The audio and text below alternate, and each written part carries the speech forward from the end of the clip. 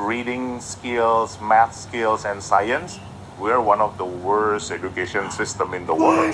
Wow, okay.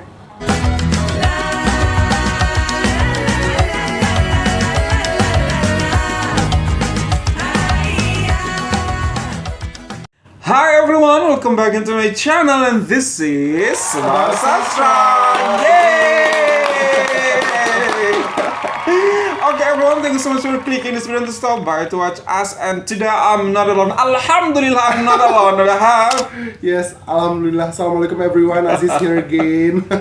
Thank you so much for coming, Rajis. Thank you so much for sparing your time for me, for us here. Nah, teman-teman semua, hari ini ada sebuah video yang akan kita reaksikan. Ini berkaitan banget dengan pendidikan Indonesia. Jadi kita akan coba tidak untuk berbicara dalam bahasa Inggris, karena banyak banget yang komen ngomongnya tentang Indonesia, tapi kenapa berbahasa Inggris? Oke, kita akan berusaha untuk menggunakan bahasa Indonesia.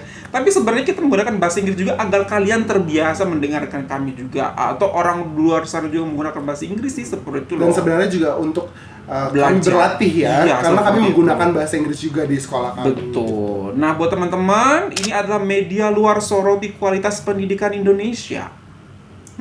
Oke. Semoga baik ya. Semoga baik. Seperti apakah everyone, without any further ado, sebenarnya ada 3 negara yang disorot, yaitu India, Cina, dan Indonesia.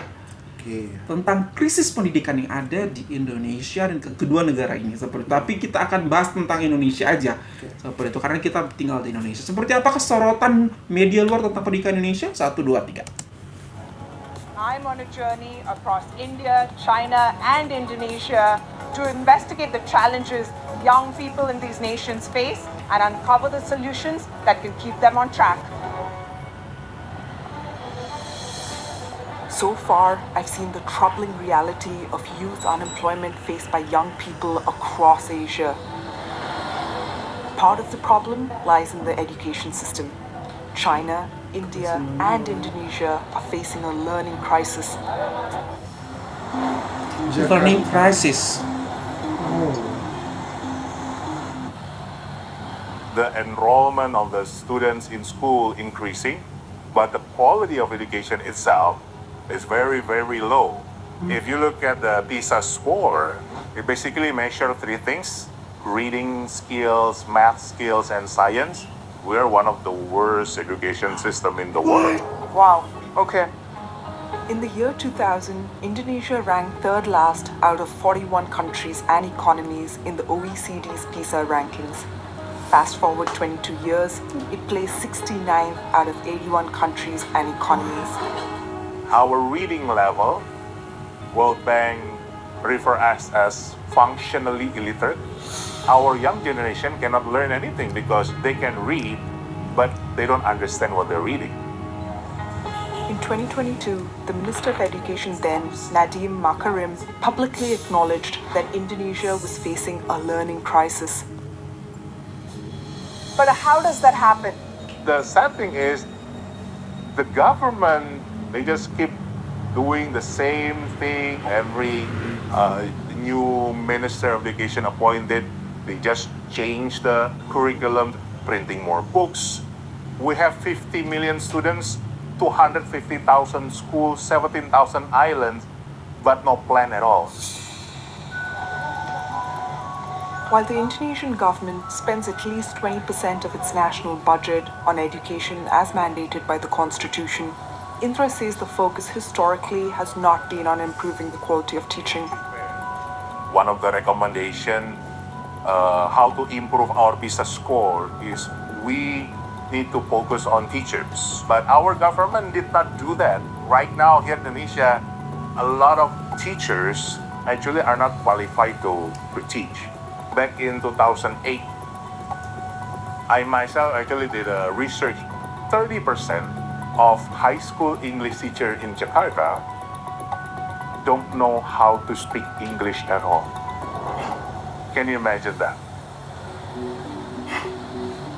Wow. Cuman harus tepuk tangan karena kita keep doing the same mistakes gitu loh. Kok nggak belajar? Kenapa suara saya tinggi ya? emosi. Gitu loh, artinya akan relate banget. Saya bisa relate banget dengan apa yang terjadi di sini, apa yang dilihat oleh media luar di sini. Bahwasanya satu, pemerintah kita juga nggak konsisten. Kemudian dua, sumber daya manusia kita juga tidak terlalu qualified untuk pekerjaan guru menurut aku. Apalagi untuk guru bahasa Inggris. Ya, I'm not surprised ketika guru bahasa Inggris 30% guru bahasa Inggris malah nggak bisa ngomong bahasa Inggris.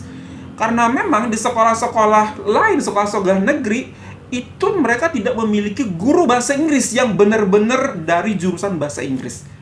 Asal ambil saja. Oke, kira-kira yaudah ada bukunya kan, ya udah ngajar aja dari bukunya. Seperti itu. Itu dari gurunya. Nah, dari pemerintahnya adalah tiap ganti menteri, tiap ganti presiden, ganti kurikulum. Kita belum paham kurikulum yang kemarin sudah diganti. Belum terlihat hasilnya sudah diganti. Seperti itu. Dan inilah yang terjadi. Masyarakat kita pada umumnya, siswa kita pada umumnya bisa membaca. Alhamdulillah bisa membaca. Tapi paham nggak yang dibaca? Sehingga Bank Dunia menyatakan rakyat kita tuh ada illiterate. Adalah apa tuh illiterate? Tidak terliterasi. Iya, tidak terliterasi, artinya tidak Budaya paham bacanya masih rendah. seperti itu apa yang dibaca. Gimana nih Mister sebagai seorang guru melihat ini? Because we are in this field. I'm very sad melihat. Tapi benar nggak yang ditayangkan oleh Bapak ini?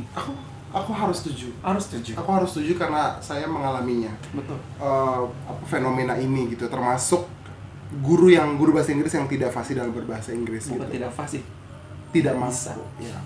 Itulah kenapa alasannya kami senantiasa mencoba untuk berbicara dalam bahasa Inggris ketika kami membuat video, karena jujur saya merasa bahasa Inggris saya itu masih berkembang. Sama. I'm still learning Betul. English, speaking fluently. Itulah kenapa saya berusaha untuk terus mencoba berbahasa Inggris, karena saya percaya nih bahwa pada umumnya seluruh masyarakat di Malaysia itu mengerti ketika saya berbicara bahasa Inggris. Jadi saya harap saya bisa belajar dari situ. Itu satu ya. Yang kedua adalah yang paling penting dalam hal pembangunan manusia, itu di dalamnya ada pendidikan. Kita butuh continuity. Betul. Kita butuh continuity. Kita tidak bisa berubah-ubah senantiasa gitu. Apalagi negara ini besar dan very complex. Kompleksitinya tuh tinggi sekali. Dari barat sampai ke timur berbeda-beda golongan, berbeda-beda suku, berbeda-beda latar belakang gitu ya. Hal yang ada di Jakarta belum tentu relate dengan apa yang ada di Papua sana gitu. Jadi menurut saya sih pendidikan di Indonesia betul standarisasinya baik gitu ya, tapi harus ada hal-hal yang bersifat locally gitu. Betul. Apa sih yang jadi masalah pendidikan di Provinsi Aceh? Apa sih yang jadi masalah pendidikan di Provinsi Jakarta? Apa sih yang menjadi masalah pendidikan di Provinsi Maluku di sebelah timur Indonesia? Itu kan pasti tidak sama, Mister. Itulah yang harus diselesaikan secara lokal. Harus dipahami oleh pemerintah. Itu yang harus dipahami oleh pemerintah. Tidak bisa, di Provinsi A anak-anaknya tidak bisa membaca, tidak bisa memahami bacaan 70%. Serta-merta yang ada seluruh Indonesia diterapkan hal yang sama. Dianggap bermasalah. Tidak bisa seperti itu.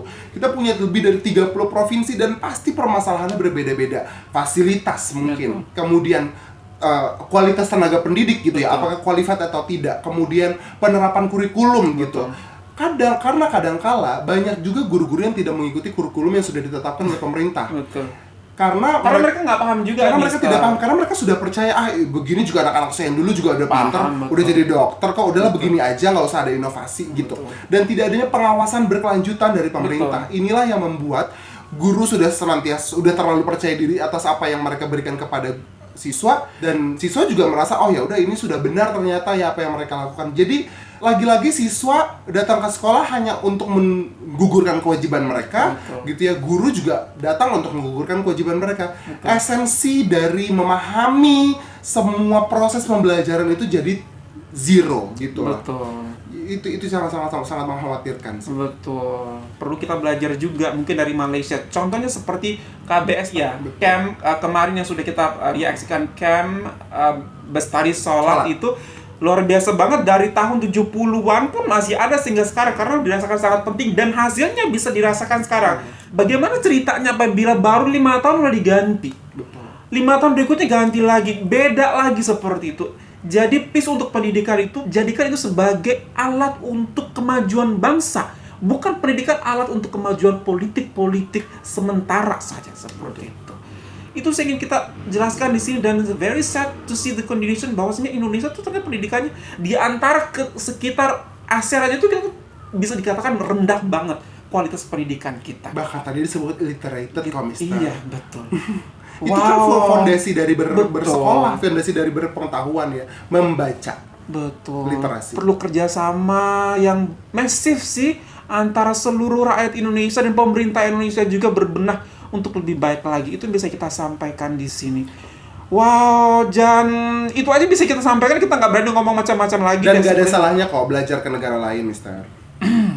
Yang sudah terlihat hasilnya cemerlang. Ya, saya nggak usah sebut negara mana. Silakan dicari. Okay, everyone, that's all from us. Hope that you find this very good. If you find this very good, don't forget thumbs up. If you this channel, forget to subscribe. And support Mas Wal from Indonesia. Bye everyone. Assalamualaikum.